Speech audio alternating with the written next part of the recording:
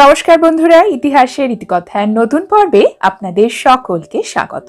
বন্ধুরা, আজকের পর্বে আমরা জানব শিব পুজোতে তিল অর্পণের নিয়ম কি, দেবাদিদেব মহাদেবকে কেন তিল অর্পণ করা হয়, তিল অর্পণ করলে কি লাভ হয়ে থাকে, কখন তিল অর্পণ করতে হয়, কোন দিন তিল অর্পণ করার জন্য শুভ এবং কোন সময়, সকল তথ্য পেয়ে যাব আজকের পর্বে। ভিডিওটি শেষ পর্যন্ত দেখতে থাকুন।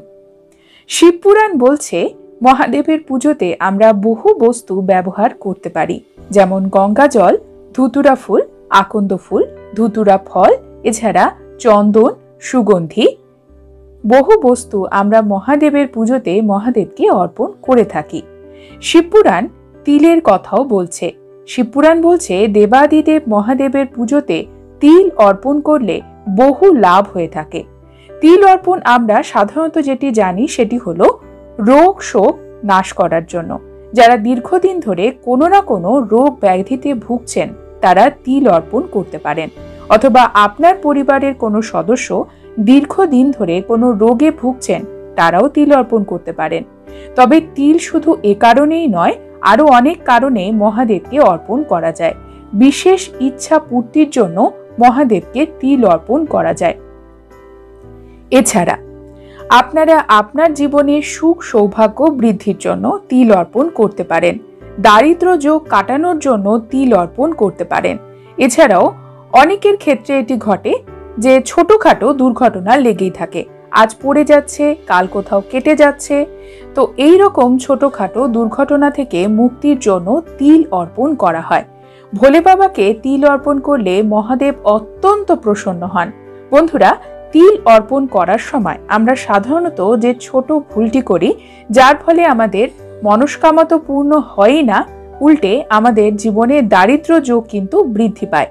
মহাদেবকে তিল অর্পণের সময় সেটি কখনোই শুকনো অবস্থায় মহাদেবকে অর্পণ করবেন না, অর্থাৎ শুকনো তিল মহাদেবকে কখনোই অর্পণ করা উচিত নয়।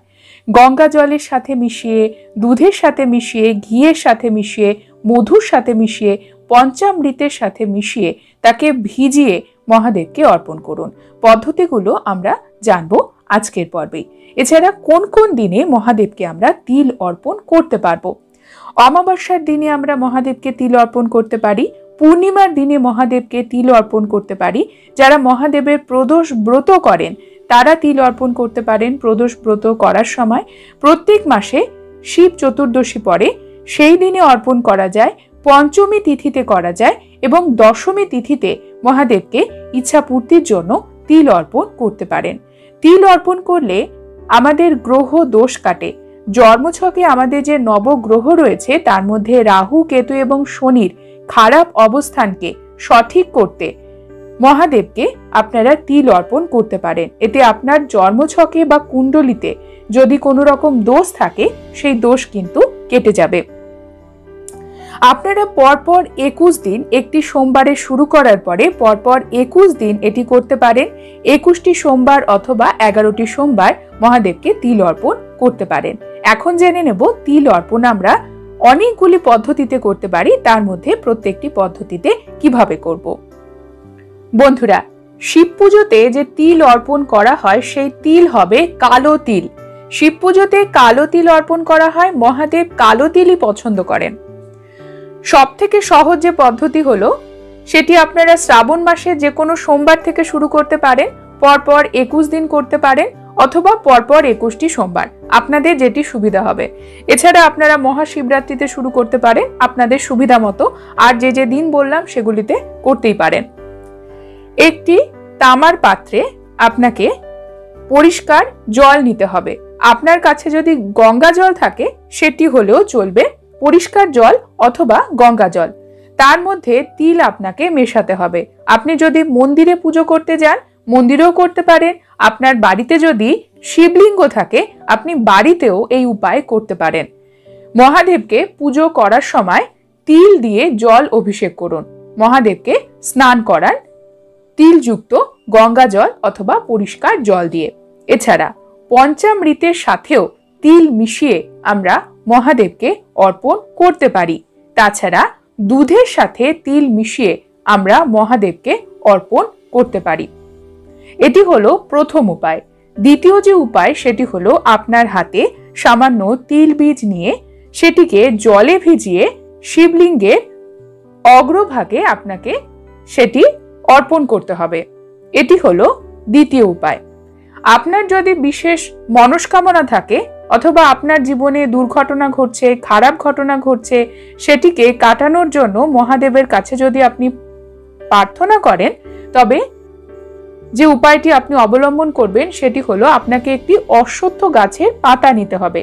টাটকা, সবুজ এবং সতেজ অশ্বত্থ গাছের পাতা। এই পাতা কোনোভাবেই যেন ছেঁড়া না হয়, একদম সুন্দর পাতা, পরিষ্কার পাতা। এই পাতাতে আপনি প্রথমে একটু মধু দিয়ে দেবেন। মধু দিয়ে সেই মধুর মধ্যে দেবেন আপনি তিল, কালো তিল। তারপরে শিবলিঙ্গের অগ্রভাগে অথবা শিবলিঙ্গের যে কোনো স্থানে মহাদেবকে আপনি সেটি অর্পণ করবেন। অর্পণ করার সময় মহাদেবের নাম জপ করতে থাকবেন। ওম নমঃ শিবায় এই মহামন্ত্র জপ করতে থাকবেন অথবা মহাদেবের যে কোনো মন্ত্র। আর এটি অর্পণ করার সময় আপনি মহাদেবকে আপনার ইচ্ছার কথা বা আপনার জীবনের যে কোনো কথা যা আপনাকে কষ্ট দিচ্ছে, সেখান থেকে আপনি মুক্তি পেতে চাইছেন, সেটি বলতে পারেন। তৃতীয় যে পদ্ধতি সেটি হলো আপনাকে একটি পরিষ্কার বেল পাতা নিতে হবে। 3টি পাতাযুক্ত বেল পাতা। সেই বেল পাতাতে ওম নমঃ শিবায় লিখবেন চন্দন দিয়ে। তারপরে আপনি সেই পাতার প্রত্যেকটি পাতাতে অল্প পরিমাণে তিল নেবেন এবং সেই তিল ঘিয়ে ভিজিয়ে নেবেন, অর্থাৎ তিলটি কিন্তু বেলপাতা থেকে পড়বে না। এইবারে শিবলিঙ্গের অগ্রভাগে অথবা শিবলিঙ্গের যে কোনো স্থানে আপনি এই বেলপাতা তিল সমেত অর্পণ করবেন। এটি হলো তৃতীয় পদ্ধতি। চতুর্থ পদ্ধতি হলো মহাদেবকে তিল অর্পণে আপনাকে নিতে হবে শমী পাতা। শিব পুজোতেও কিন্তু শমী পাতা ব্যবহার করা হয়। আপনার যদি জন্মছকে শনির দোষ থাকে অথবা সাড়ে সাতি চলে, তবে এটিতে আপনি অনেকটা উপকার পাবেন। শমী পাতা নিতে হবে। সেই শমী পাতাতে আপনি ঘি অথবা মধু মেশাবেন এবং কিছু তিল মেশাবেন। মধুর সঙ্গে যেন বা ঘিয়ের সঙ্গে যেন সেই তিলটি মিশে থাকে। এরপরে এটি আপনাকে শিবলিঙ্গে অর্পণ করতে হবে। এটি হলো আরো একটি উপায় মহাদেবের কাছে আপনার জীবনে যে কোনো কষ্ট, রোগ, ব্যাধি, দারিদ্র্য যোগ যে কোনো কিছু থেকে মুক্তির জন্য আপনি বলতে পারেন। এছাড়াও ব্যবসায় উন্নতি, চাকরির উন্নতি, অর্থনৈতিক উন্নতি এর জন্য কিন্তু তিল অর্পণ করতে পারেন। শুধু রোগ ব্যাধির জন্য নয়, বহু কারণে তিল অর্পণ করা হয়। এবং তিল অর্পণ আপনি যখন করবেন, মহাদেবের পুজো করবেন, সেদিন অবশ্যই আপনি নিরামিষ আহার গ্রহণ করবেন। যারা উপোস করতে পারেন না, যারা উপোস করেন তারা উপোসের বিধি অবলম্বন করবেন। তবে শিব পুজোতে কখনোই চালের জিনিস আর গমের জিনিস খেতে হয় না। চালের বলতে ভাত, চিড়ে, মুড়ি আর গমের ময়দার জিনিস, গমের জিনিস এই সকল কিছু খাওয়া যায় না। তবে আপনারা শ্যামা চাল খেতে পারেন, শ্যামা চালের খিচুড়ি খেতে পারেন। এছাড়াও শিব পুজো করলে আপনারা বাজরার রুটি খেতে পারেন, জোয়ার খেতে পারেন, জোয়ারের রুটি এবং জল সিঙ্গারার আটা পাওয়া যায় যাকে বলি কুট্টুর আটা, সেটিও খেতে পারেন সে আটা রুটি তৈরি করে। এবং লবণের যে আমরা ব্যবহার করি সাধারণ লবণ, সেই লবণের পরিবর্তে সৈন্তক লবণ ব্যবহার করতে পারেন। বা সোমবারে শিব পুজো যখন করছেন তখন আপনারা লবণ বর্জন করবেন। এই সাধারণ এবং সামান্য নিয়মে আপনার অনেক উপকার হবে। আমরা জানবো শ্রাবণ মাসে দেবাদিদেব মহাদেবের পুজো করার সময় বেলপাতার সহজ 5টি প্রতিকার। এই প্রতিকারের মাধ্যমে আপনার সংসারে ধন সম্পদ, সন্তানের ক্ষেত্রে সাফল্য বা সন্তান সুখ এবং কাজে সফলতা আসবে। দারিদ্র্য যোগ কাটানোর জন্য এই উপায়গুলি আপনারা করতে পারেন। আসুন জেনে নিই প্রথম উপায়। শ্রাবণ মাসে ভগবান শিবকে বেলপাতা নিবেদন করলে ভক্তরা বিশ্বাস করে ইচ্ছা পূরণ। শ্রাবণ মাসে ভগবান শিবকে প্রসন্ন করতে তার আশীর্বাদে ধন সম্পদ লাভের জন্য আপনারা বেলপাতা কিভাবে অর্পণ করবেন। সম্পদ লাভের জন্য আপনার বাড়িতে বা আপনার বাড়ির বাগানে আপনি ছোট্ট স্থানে হলেও বেল গাছ, আকন্দ গাছ এবং ভগবান শিবের পছন্দের ধুতুরা গাছ লাগাতে পারেন। এটি করলে আপনার বাড়িতে সম্পদের অভাব হবে না। বেল গাছের সঙ্গে মা লক্ষ্মীরও রয়েছে বিশেষ সম্পর্ক।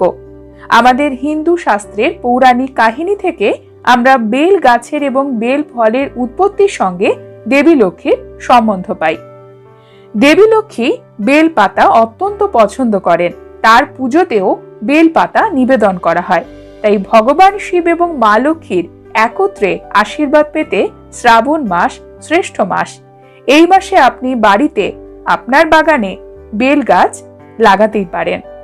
বেল গাছ যদি লাগাতে না পারেন তবে আকন্দ গাছ বা ধুতুরা গাছও লাগাতে পারেন। বন্ধুরা, সম্পদকে আকর্ষণ করার আরো একটি উপায়, যে কোনো শিব মন্দিরে যাবেন এবং মহাদেবের শিবলিঙ্গ থেকে দুটো বেলপাতা আপনার সাথে আনবেন। একটি বেলপাতা আপনি আপনার পার্সে, যেখানে আপনি টাকা রাখেন, সেটিতে রেখে দেবেন এবং আরেকটি বেলপাতা আপনি রাখবেন আপনার আলমারি অথবা লকারে। এই উপায়ে আপনার জীবনে প্রচুর পরিমাণে পজিটিভিটি আসবে। শিব মন্দির থেকে কিন্তু আপনাকে বেলপাতা আনতে হবে। দ্বিতীয় উপায়, পিতৃপুরুষদের সন্তুষ্ট করার জন্য বেল গাছের এই প্রতিকার আপনারা করতে পারেন। পুরো শ্রাবণ মাস জুড়ে পিতৃপুরুষদের আশীর্বাদ পাওয়ার জন্য বেল গাছের নিচে ঘিয়ের প্রদীপ অবশ্যই জ্বালাবেন। দেশি ঘি, গরুর ঘি। এতে পিতৃপুরুষদের আশীর্বাদ পাওয়া যায়, পরিবারে সুখ শান্তি ফিরে আসে এবং পরিবারের সদস্যদের মধ্যে ভ্রাতৃত্ব বৃদ্ধি পায়। সন্তান পাওয়ার জন্য বেল পাতারও প্রতিকার রয়েছে। ধর্মীয় বিশ্বাস অনুসারে যারা সন্তান সুখ পেতে চায়, শ্রাবণ মাসে তারা বেল পাতার এই প্রতিকার করে। প্রথমে গরুর দুধ এবং বেল পাতা একসাথে রাখতে হবে। গরুর দুধ হতে হবে কাঁচা গরুর দুধ। এরপরে ভগবান শিবকে নিবেদন করার সময় আপনাকে সেই বেল পাতা গরুর দুধে চুবিয়ে মহাদেবকে অর্পণ করতে হবে। তাছাড়া সন্তান সুখ পাওয়ার জন্য আরো একটি উপায় করতে পারেন। আপনার বাড়িতে যদি জায়গা থাকে, আপনি লতানো গাছ রোপণ করুন, বিশেষ করে পান গাছ। পান পাতা অত্যন্ত শুভ একটি গাছ। এই গাছের পাতাও কিন্তু মহাদেবের পুজোতে অর্পণ করা হয়। আপনার বাড়িতে ছোট জায়গা হলেও সেখানে পান গাছ রোপণ করতে পারেন। তৃতীয় প্রতিকার, অর্থনৈতিক সংকট দূর করার জন্য। শ্রাবণ মাসের সোমবারে মহাদেবের পুজো করার সময় মহাদেবকে কমপক্ষে 3টি বেলপাতায় লাল চন্দন দিয়ে ওম নমঃ শিবায় লিখতে হবে এবং মহাদেবকে অর্পণ করতে হবে। শিবের কৃপায় আর্থিক সংকট দূর হবে। পুজোর শেষে সেই 3টি বেলপাতা আপনার নিজের কাছে আপনি রাখবেন। আপনার টাকা রাখার স্থানে রাখতে পারেন অথবা মানি ব্যাগেও রাখতে পারেন। দাম্পত্য সম্পর্ককে সুন্দর করার জন্য, বিবাহিত জীবনের বিভিন্ন ধরনের কলহকে দূর করার জন্য, স্বামী স্ত্রীর মধ্যে ভালোবাসা বাড়ানোর জন্য প্রত্যেক সোমবারে মহাদেবের সাথে মা পার্বতীরও পুজো করুন। মা গৌরীর পুজোর যে সকল সামগ্রী রয়েছে, যেমন আলতা, সিঁদুর, লাল রঙের ওড়না মাকে অর্পণ করতে পারেন। এছাড়া পিতলের তৈরি অথবা তামার তৈরি অথবা রূপোর তৈরি বেলপাতা মা দুর্গাকে অর্থাৎ মা পার্বতীকে অর্পণ করতে পারেন। এটিও একটি ভালো উপায়। দারিদ্র্য কাটানোর একটি উপায় রয়েছে বেলপাতা দিয়ে। আপনার বাড়িতে যদি শিবলিঙ্গ থাকে আপনি বাড়িতেও করতে পারেন, আর যদি না থাকে আপনি মন্দিরে গিয়েও এই উপায় করতে পারেন। সকালে স্নান সেরে শুদ্ধ বস্ত্র পরিধান করে শিবলিঙ্গের অভিষেক করবেন এবং মহাদেবকে 5টি নিকুত বেলপাতা অর্পণ করবেন।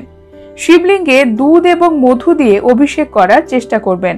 পরপর 11টি সোমবার আপনাকে এটি করতে হবে এবং তার সাথে মহাদেবের যে কোনো মন্ত্র আপনি জপ করতে পারেন 108 বার, যদি না পারেন 21 বার বা 51 বার, এবং আপনার ইচ্ছার কথা মহাদেবকে অবশ্যই বলবেন। সুস্বাস্থ্যের জন্য ভগবান শিবকে প্রার্থনা করার একটি নিয়ম রয়েছে। 108টি বেলপাতা চন্দনে ডুবিয়ে ওম নমঃ শিবায় এই মহামন্ত্র জপ করতে করতে 108টি পাতা 108 বার মহাদেবকে অর্পণ করতে হবে। যে কোনো সোমবারে আপনি এটি করতে পারেন। পরপর কয়েকটি সোমবার, যেমন 5টি সোমবার, 11টি সোমবার এটি আপনি করতে পারেন। এটি স্বাস্থ্যের জন্য সহজ একটি প্রতিকার।